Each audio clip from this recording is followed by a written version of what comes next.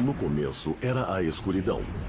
E então um Bang, dando à luz a uma infinita existência em expansão de tempo, espaço e matéria. Todos os dias, novas descobertas estão revelando segredos misteriosos, magníficos, mortais, de um lugar que chamamos de universo. Milhares de testemunhas afirmaram ter visto OVNIs, e seus relatos muitas vezes são surpreendentemente semelhantes. Tem um disco que caiu, mas também tem corpos, tem o governo tentando encobrir. Segundo a ciência acadêmica, não há evidências. Oh, meu Deus! Há uma grande diferença entre um OVNI e uma nave extraterrestre. Mas se os OVNIs forem mesmo naves extraterrestres, que tipos de tecnologias espantosas encontraríamos dentro delas? Seria preciso algum tipo de tecnologia capaz de cancelar os efeitos da inércia. Quando o assunto é objetos voadores não identificados, qual é a verdade?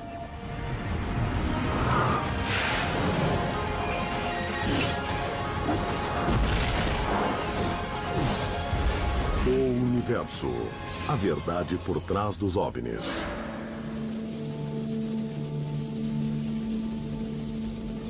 Para milhões de crentes, tudo começou em 24 de junho de 1947.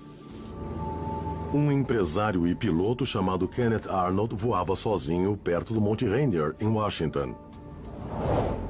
De repente, ele viu um grupo de 9 aeronaves voando a velocidades incríveis. Elas refletiam muito e voavam a velocidades supersônicas em formação, mudando de curso abruptamente. As velocidades eram inatingíveis na época. Isso foi antes da era dos jatos e dos jatos supersônicos. Sendo um piloto treinado, ele fez procedimentos para confirmar a existência delas, que ele não estava vendo algum tipo de efeito atmosférico. Ele mudou o ângulo da cabeça, o ângulo da aeronave, até posicionou o avião de modo que houvesse uma neve fina atrás dos objetos e eles ficassem escuros contra uma superfície clara. Antes que Arnold pudesse chegar mais perto, os objetos sumiram. Era algo sem precedentes nos tempos modernos. Ninguém havia visto algo assim. Nos dias seguintes, jornalistas distorceram o que Arnold dissera ao tentar explicar o incidente. Ele disse que se moviam como discos deslizando na água. Claro que os repórteres confundiram isso e então escreveram que pareciam discos. Nasceu assim o termo disco voador. E o contato de Arnold lançou o moderno fenômeno dos OVNIs. Semanas depois, no verão de 1947, talvez o mais famoso incidente envolvendo um objeto voador não identificado foi relatado perto de Roswell, no Novo México. Roswell se tornou o protótipo do fenômeno dos OVNIs porque tem todos os ingredientes. Tem um disco que caiu, mas também tem corpos. Tem o governo tentando encobrir algum tipo de cobertura. As autoridades deram informação totalmente falsas. A explicação original das forças aéreas era que se tratava de um disco voador de origem desconhecida. E depois, muito rapidamente, eles negaram e disseram que era um balão meteorológico que caiu e que não havia ocupantes a bordo. E que não havia nada de extraterrestre a respeito. Outras testemunhas afirmaram ter visto pedaços de uma aeronave que caíra, materiais que supostamente a ciência não conhecia. Tanto a experiência de Arnold quanto o incidente em Roswell continuam oficialmente não confirmados e altamente controvertidos. Quase todos os anos, há milhares de relatos de pessoas que dizem ter visto objetos voadores não identificados, os chamados OVNIs. O N e o I são importantes, são não identificados. Eu pessoalmente vi uma luz forte começar no horizonte e disparar até as nuvens. Estritamente falando, era um OVNI. Há uma grande diferença entre um OVNI e uma nave espacial extraterrestre.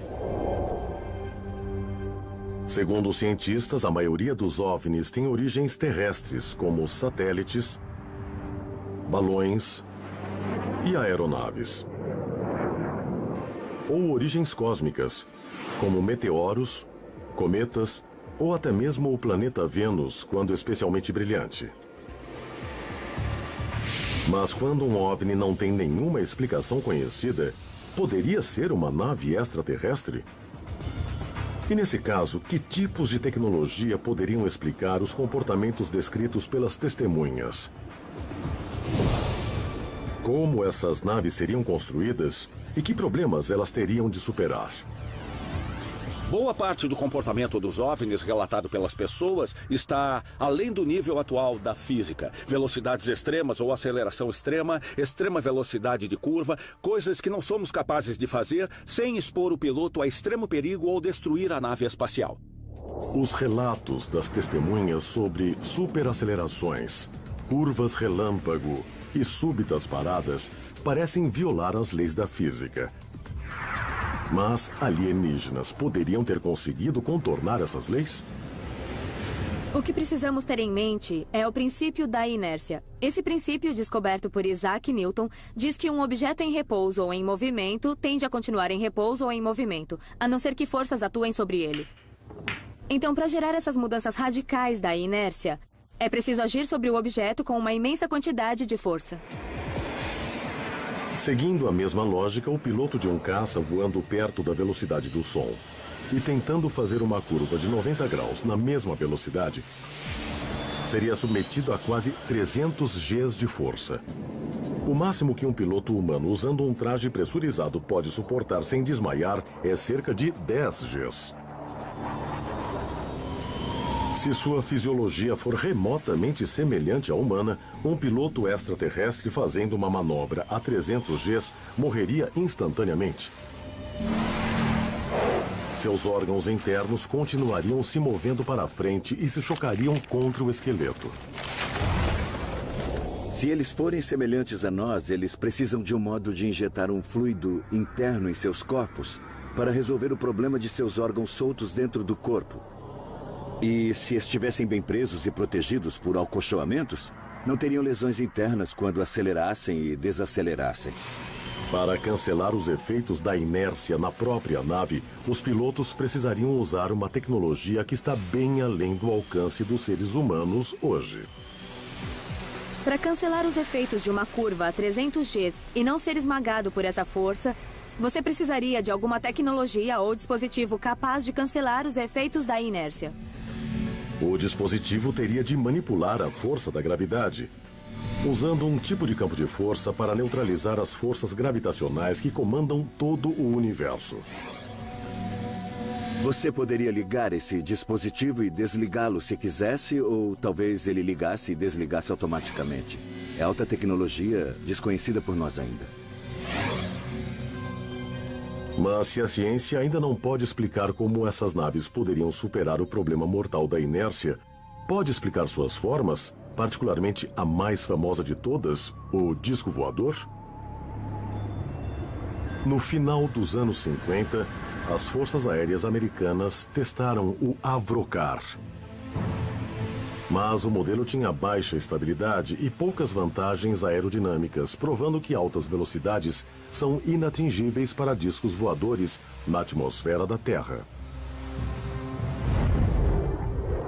A asa delta ou forma em cunha é uma candidata muito mais forte, um fato bem conhecido pelos projetistas de aeronaves militares modernas. De fato, a porcentagem de relatos de OVNIs com forma de cunha cresceu nas décadas recentes, uma tendência que reflete a emergência de jatos com asas em flecha e mesmo modelos com asa voadora, como o bombardeiro Stealth B-2. As formas que as pessoas relatam mudaram ao longo dos anos e as mais recentes têm mais forma de cunha. Então, os relatos das pessoas tendem a refletir as aeronaves mais avançadas da época. Além de movimento e forma, qualquer tentativa de explicar a ciência dos OVNIs precisa levar em conta o fator ruído, ou melhor, a falta de ruído. Os relatos sobre OVNIs invariavelmente afirmam que os objetos se moviam sem produzir nenhum som.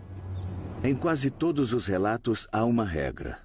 Não há nenhum ruído que você esperaria ouvir de qualquer nave veloz na atmosfera terrestre. O que acontece é uma reação chamada explosão sônica. É uma onda de pressão especial que percorre a atmosfera junto com a nave. Você está no chão E aquela enorme explosão sônica é resultado da diferença de pressão entre a frente da aeronave e sua parte traseira, enquanto avança pela atmosfera. Uma nave alienígena poderia de algum modo cancelar a imensa onda de pressão gerada pelo voo supersônico? A resposta pode estar na tecnologia usada na última geração de fones de ouvido digitais que cancelam o ruído. Existe algo chamado de tecnologia de cancelamento de som, quando você tem um som que lhe interessa cancelar e emite o negativo desse som para cancelá-lo. Mas eu não sei de nenhuma tecnologia capaz de fazer isso com ondas de choque. Cancelar o ensurdecedor e estremecedor efeito de uma explosão sônica certamente exigiria avançados conhecimentos de engenharia. E o que dizer sobre a invisibilidade? Alguns relatos afirmam que os OVNIs simplesmente desaparecem. Uma promissora tecnologia humana que está atualmente em pesquisa pode explicar tal fenômeno. Existe uma tecnologia sendo estudada que pode mudar as coisas visualmente. É um tipo de tecnologia que curva a luz. Como classe, são chamados de metamateriais. Em termos de filmes populares, são como o manto de invisibilidade nos filmes do Harry Potter. Os metamateriais usam combinações de substratos de polímeros, ouro e cobre para forçar ondas eletromagnéticas a se curvar ao redor de um objeto.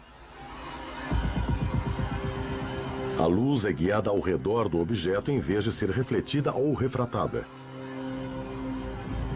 Mas materiais avançados, invisibilidade e radares e um espantoso poder de manobra de nada adiantariam se nossos visitantes fossem incapazes de chegar à Terra.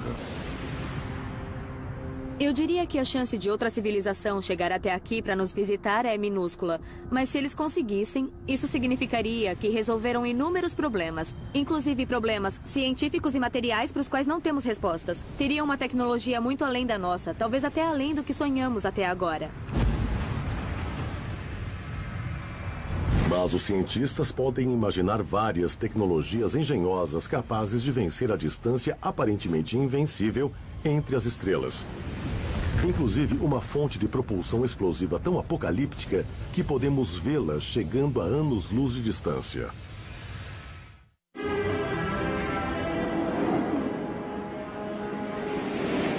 Durante décadas, inúmeros relatos sobre OVNIs têm emergido em cidades e países no mundo inteiro. Mas nem todos eles foram gravados na superfície do planeta Terra. Em 19 de julho de 2009, astronautas que viram um vídeo da NASA no ônibus espacial Endeavour relataram ter visto um objeto em forma de disco pairando sobre o braço mecânico da nave. Relatos de OVNIs vistos no espaço como esse supostamente têm ocorrido ao longo da história do voo espacial tripulado. Fenômenos espaciais não especificados? Ou poderiam ser colossais naves espaciais extraterrestres cruzando a Via Láctea? Viagem espacial entre as estrelas é matéria de ficção. Você vê todas as noites na televisão ou no cinema. Mas nós ou outra espécie poderíamos fazer isso? A distância entre as estrelas é realmente enorme. A viagem interestelar não viola a física, não é algo que você descarta dizendo isso é completamente impossível. É apenas muito, muito difícil. Mesmo viajar da Terra até Alpha Centauri, a estrela mais próxima a nós há quase 4,5 anos-luz, está além do alcance dos nossos mais avançados foguetes. Se uma civilização avançada de um sistema estelar distante viesse nos visitar, podemos descartar que usariam foguetes químicos para chegar aqui. Apesar da impressionante coluna de fogo e fumaça que vemos no lançamento da Apollo e do ônibus espacial, foguetes químicos não vão muito longe num sistema solar. Para dar ideia dessa distância, nossa sonda espacial mais afastada, a Voyager 1, lançada em 1977, está voando há 34 anos a 60 mil quilômetros por hora. E está só começando a sair do sistema solar.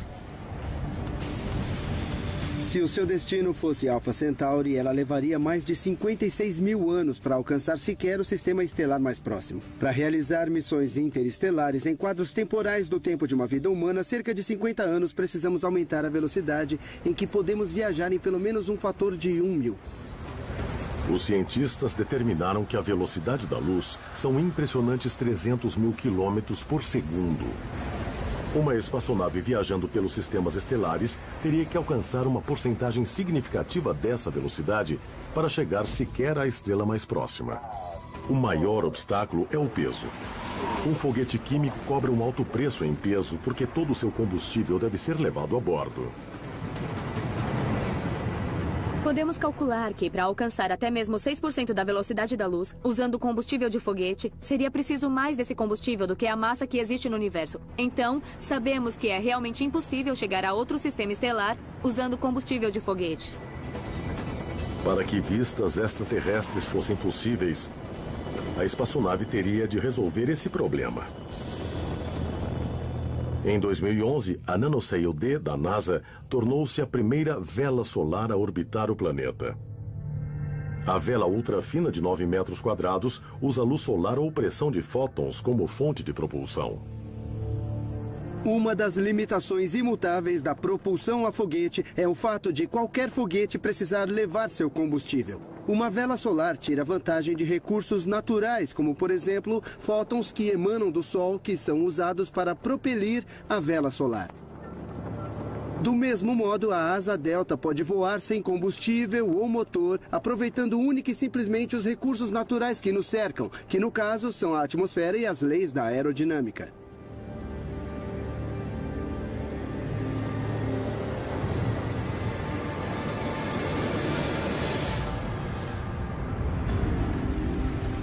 Para alcançar velocidade suficiente para rebocar uma espaçonave com formas de vida, a vela precisaria ser enorme, com centenas de quilômetros de diâmetro.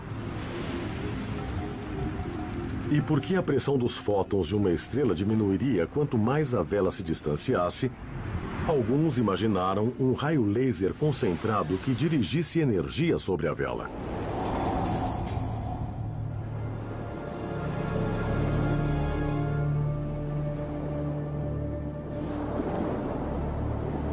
Finalmente, infelizmente, essa asa delta e todas as asas deltas precisam pousar, mas uma vela solar movida por um raio laser certamente poderia viajar até as estrelas. A velocidade máxima de uma vela solar? 10% da velocidade da luz. Viajar da Terra a Alpha Centauri usando fótons gerados por laser levaria cerca de 45 anos.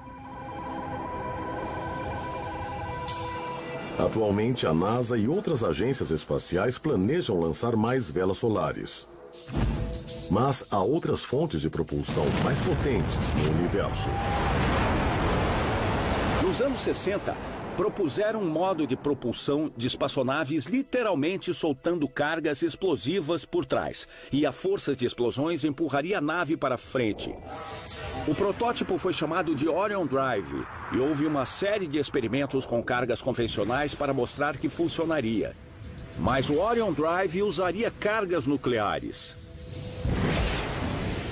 Para simular esse sistema de propulsão, Paul e Jim prepararam uma demonstração em que colocarão uma pequena carga química dentro deste barril e vamos levantá-lo uns 15 metros do chão.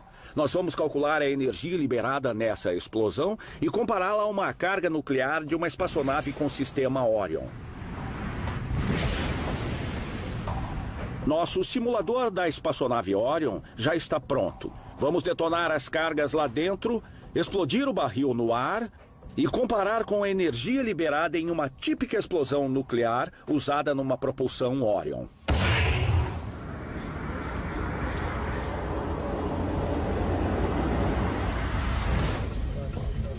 A espaçonave Orion, estudada em Los Alamos no final dos anos 50, propunha a fissão nuclear como força propulsora.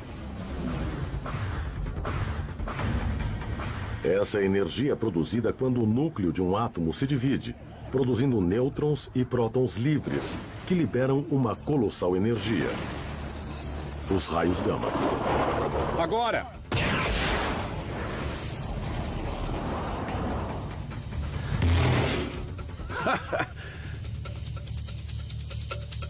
A carga explosiva neste barril de 16 quilos jogou a uns 18 metros do chão. Uma pequena carga nuclear em Hiroshima liberou cerca de 27 milhões de vezes mais energia. Claramente é um meio de propulsão prático para viagens interplanetárias ou mesmo interestelares. Devido às enormes explosões, o método Orion exigiria, na parte traseira da nave, uma placa de metal imensa e espessa para absorver o impulso de uma explosão e uma série de amortecedores para evitar que os tripulantes fossem sacudidos sempre que as cargas explodissem. A velocidade máxima de uma espaçonave movida a explosões nucleares? Cerca de 5% da velocidade da luz. Tempo de viagem da Terra até Alpha Centauri? Cerca de 90 anos. Apesar de sua poderosa fonte propulsora, a nave movida por explosões nucleares é mais lenta que a vela solar. Mas há outra reação nuclear mais intensa. A tecnologia de fissão nuclear é bem conhecida e é usada para gerar energia na Terra há décadas. Mas há outro tipo de tecnologia nuclear, a fusão nuclear.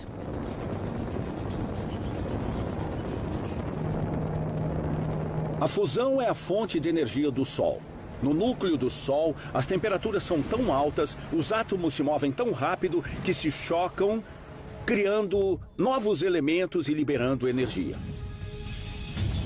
O oposto da fissão, a energia por fusão, é produzida quando dois núcleos atômicos se fundem para formar um único núcleo, mais pesado. O resultado é uma enorme liberação de energia. Uma espaçonave movida por energia de fusão foi proposta num estudo de 1970 chamado Projeto Dédalo. Sua missão exigia uma viagem à estrela de Barnard, a 5,9 anos-luz de distância. Em vez de bombas nucleares, a nave movida à fusão cria sua propulsão a bordo numa câmara de reação. Os pellets de combustível para a espaçonave Dédalus consistia de pellets compostas de um mix de deutério e hélio 3. Eles eram acendidos pelos chamados raios de elétrons relativísticos, que são elétrons de energia extremamente alta que atingiam os pellets de deutério e hélio 3, causavam sua fusão e uma quantidade enorme de energia era liberada. O modelo Dédalus exigia 250 desses pellets a cada segundo por mais de 2 anos. A espaçonave teria pesado 55 mil toneladas. A maior parte disso seria combustível. O peso dessa espaçonave seria muito grande, mas uma civilização avançada poderia eliminar o problema, extraindo hidrogênio durante sua jornada interestelar. O deutério ou hidrogênio pesado existe em abundância na Terra, principalmente na água do mar. Mas o hélio 3 é um isótopo bem mais raro. Em nosso sistema solar pode ser encontrado na Lua e em Júpiter e Saturno em vastas quantidades. Cientistas propuseram usar imensas conchas de hidrogênio para coletar o hélio 3 necessário para cruzar o espaço vazio. Então é concebível que, com uma nave movida por fusão nuclear, possamos ir para outro sistema estelar e usar o hidrogênio dessa estrela para reabastecer. A espaçonave autossuficiente e movida à fusão pode evitar um peso imenso e chegar a velocidades passíveis de permitir a exploração de estrelas próximas num quadro de tempo razoável. A velocidade máxima de uma espaçonave movida à fusão nuclear chega a 15% da velocidade da luz. O tempo de viagem da Terra a Alpha Centauri? Cerca de 35 anos. Os custos enormes, a logística e até a política do voo espacial movido à energia nuclear levaram a humanidade a desistir de todo e qualquer plano. Mas uma sociedade suficientemente avançada pode trocar a propulsão nuclear por algo que parece um paradoxo impossível: viajar à velocidade da luz sem sair do lugar.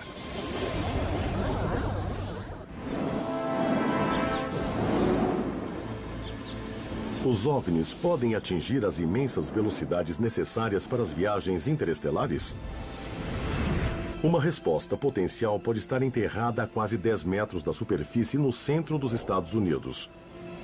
O colisor Tevatron, do Fermilab, perto de Chicago, Illinois. Correndo um pouco abaixo da velocidade da luz, partículas de prótons e antiprótons são lançadas em direções opostas e se encontram numa colisão de alta energia. O impacto produz raios gama, a fonte da energia mais alta conhecida no universo e potencialmente a chave para a viagem interestelar. A melhor maneira de produzir antimatéria aqui na Terra é empregar a equação mais famosa que Einstein nos ensinou, ou seja, E igual a mc², que diz que para uma certa quantidade de matéria obtemos energia. É uma grande ideia, porque é incrivelmente eficiente. Essencialmente, toda a massa nas partículas são convertidas em energia. Mas como a antimatéria pode existir no universo se precisa ser fabricada artificialmente? É a pergunta que Stephen Nate, da Filadélfia, enviou ao universo. Pergunte ao universo. Stephen, a antimatéria com certeza existe. E quando se encontra com matéria normal, ocorre uma explosão de radiação eletromagnética.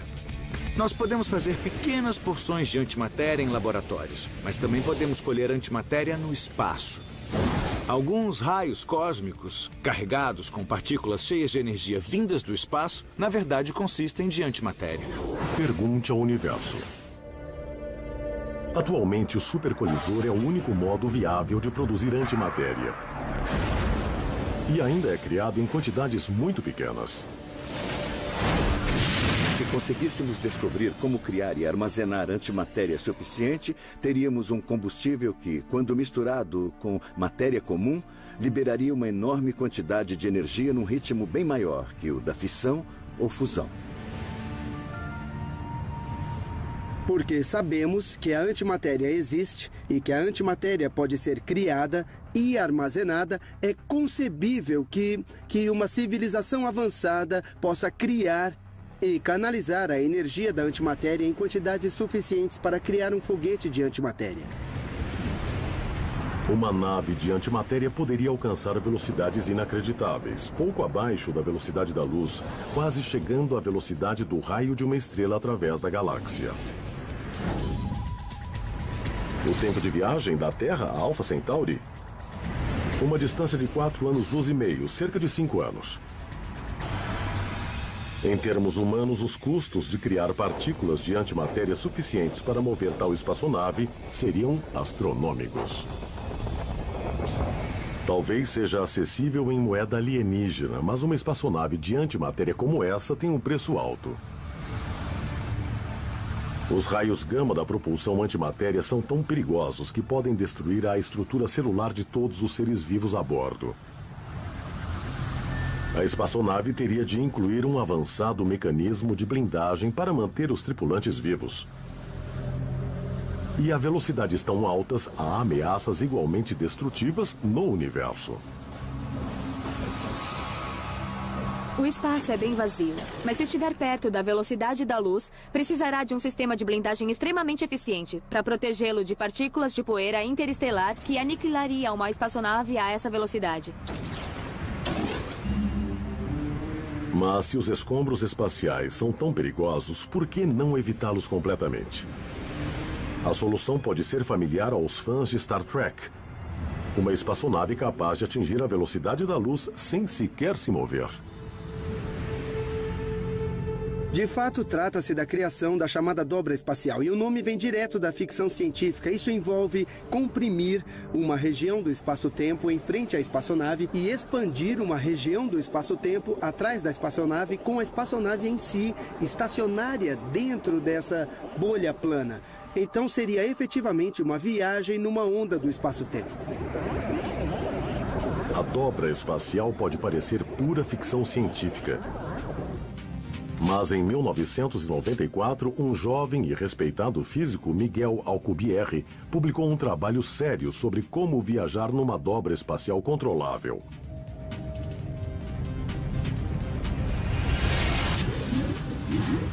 Há enormes obstáculos na solução de Alcubierre.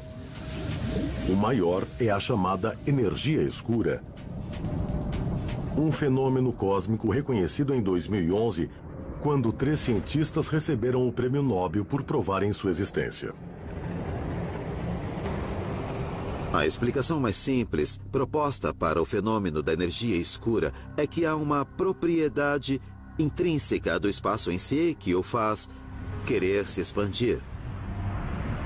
É algo que você pode ver em partes mais distantes do universo, onde há esse componente extra de aceleração, mas não é uma fonte de energia armazenada, como a solar ou outros tipos de energia. Então não é inconcebível, não está além do domínio da possibilidade que alguma civilização avançada em algum lugar do universo tenha aprendido a canalizar a energia escura para criar uma forma exótica de propulsão. Mas há outro obstáculo para a dobra espacial. O único modo conhecido de impulsionar uma espaçonave dentro de uma dobra exige canalizar a intensa energia de um buraco negro. Essa noção simples é, de algum modo, criar uma porção de matéria muito concentrada, extremamente concentrada, ao ponto de criar um buraco negro.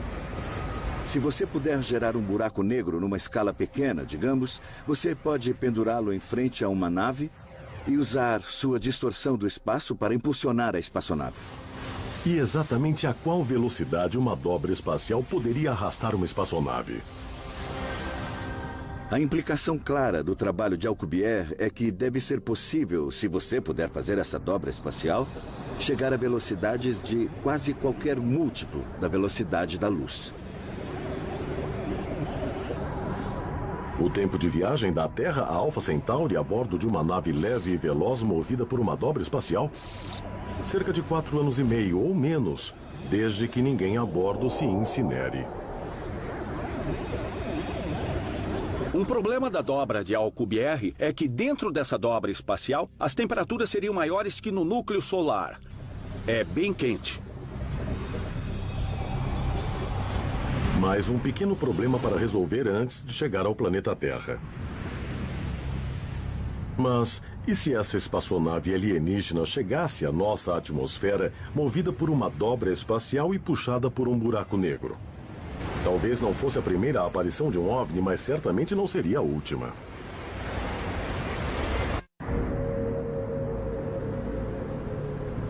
13 de março de 1997. Milhares de pessoas presenciam um fenômeno óptico deslizando pelo céu do Arizona. Relatos sobre uma série de luzes intensas em padrões geométricos vêm de várias partes, incluindo várias pessoas em Phoenix que viram uma nave de 1,5 km de largura com luzes piscando uma após a outra. Reconstruindo os eventos daquela noite, as luzes de Fênix eram quase certamente sinalizadores lançados por uma aeronave da Air Force A-10, combinados com a tendência humana a visualizar uma força sólida ligando-os. É a melhor explicação para as luzes de Fênix. Para muitos, as luzes de Fênix eram prova direta de que uma imensa nave extraterrestre havia chegado. Alguns até mesmo a chamaram de nave-mãe. O propósito de uma nave-mãe extraterrestre é fundamental para teorias sobre visitas alienígenas.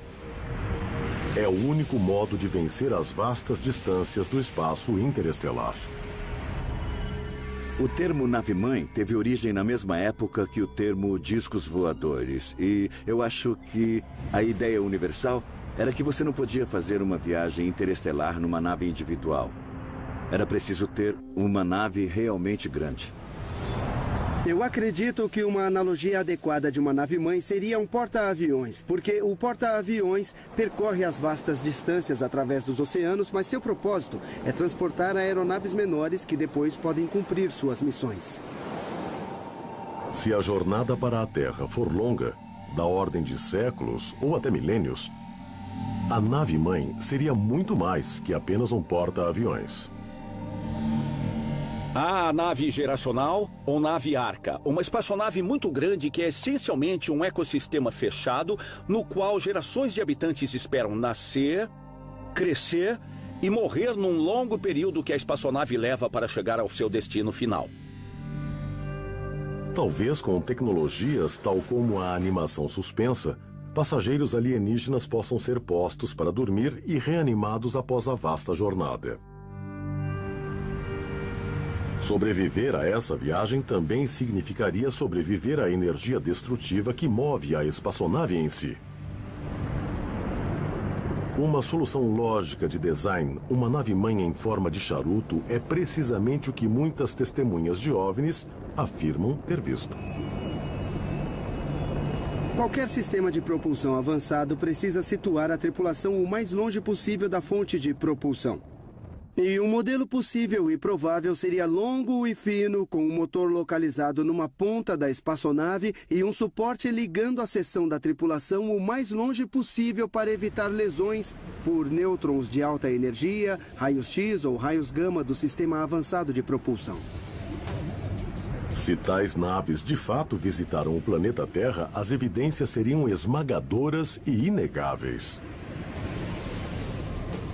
Uma coisa que essas tecnologias avançadas e exóticas têm em comum é que todas elas irradiam quantidades prodigiosas de energia. Portanto, seríamos capazes de vê-las como faróis no mar, a anos-luz de distância.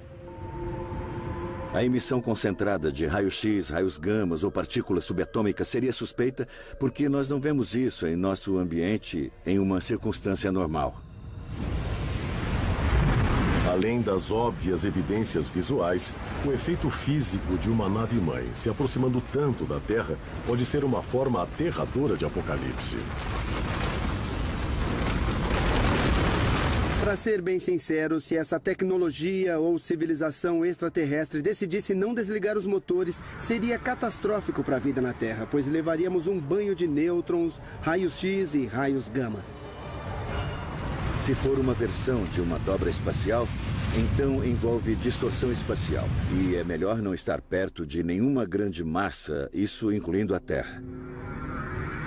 Essas visitas catastróficas supõem que os alienígenas estão dispostos a arriscar suas próprias vidas no espaço interestelar. Mas pode haver um jeito melhor.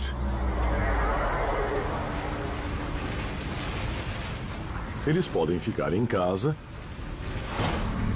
e explorar o cosmos usando uma raça de máquinas pensantes.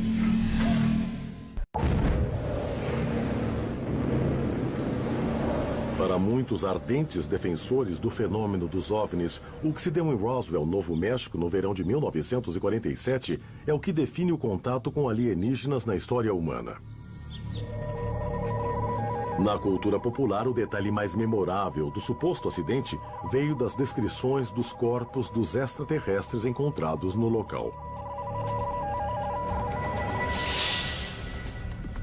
Nas décadas seguintes, essa visão dos alienígenas tornou-se o padrão aceito na ficção científica e nos recorrentes relatos de contatos posteriores.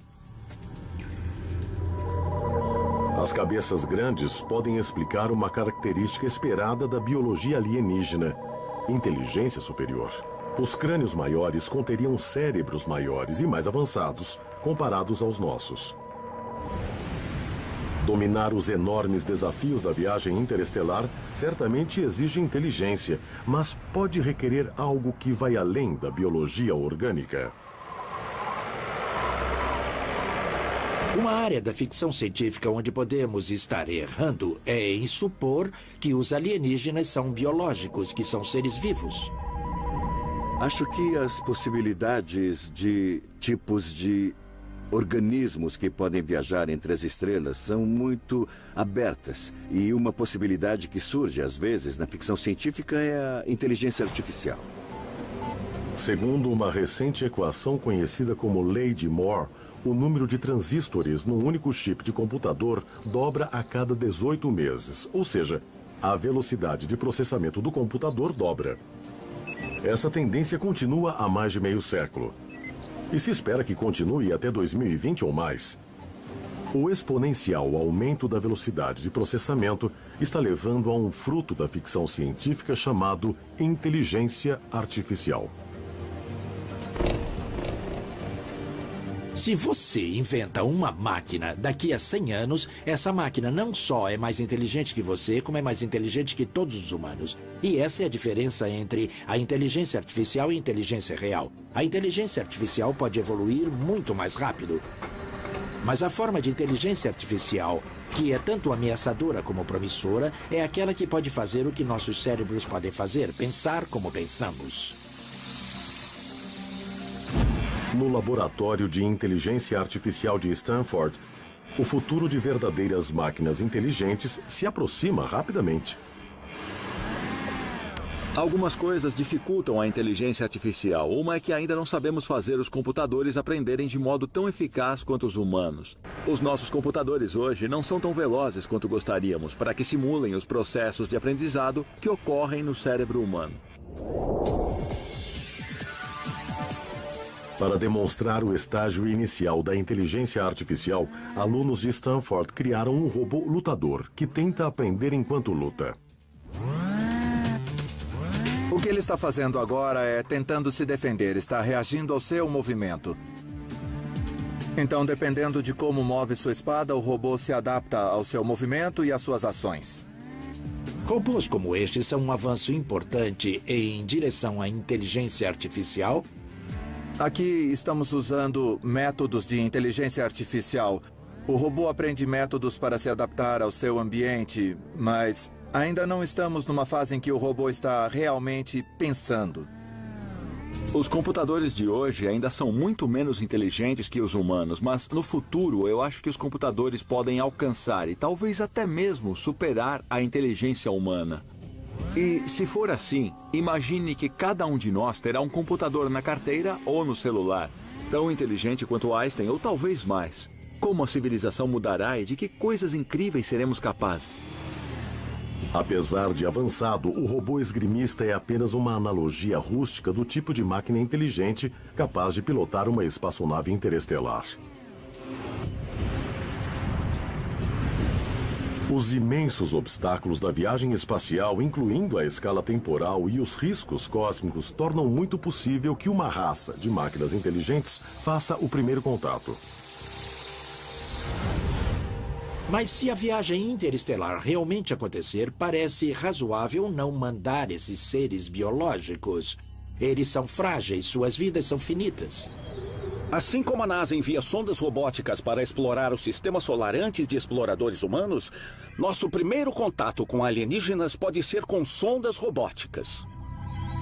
Um ser biológico ou uma inteligência artificial? Nossa visão dos extraterrestres continuará mera especulação até que o primeiro contato seja feito. Mas quanto tempo esperaremos? E apesar da falta de evidências concretas, até que ponto é provável a existência de outra civilização inteligente? Alguns acreditam que é altamente provável que o universo fervilhe de vida. A galáxia existe há muito tempo. O sistema solar existe há muito tempo, mas a galáxia há muito mais. E muitas estrelas da galáxia são muito mais antigas que o Sol e nosso sistema solar. Então é possível que, se houver essas civilizações, elas sejam muito mais antigas que a nossa. Se existirem há, digamos, uns 100 mil anos, então é bem possível, eu acho, que tenham aprendido ou a se comunicar através do espaço interestelar ou a viajar através dele. Até que o primeiro contato ocorra, a humanidade continuará a procurar OVNIs nos céus. Não se provou até agora que nenhum fosse extraterrestre. Mas isso não exclui a possibilidade de que os seres humanos possam um dia descobrir evidências de uma civilização inteligente, seja no distante espaço ou bem mais perto de nós.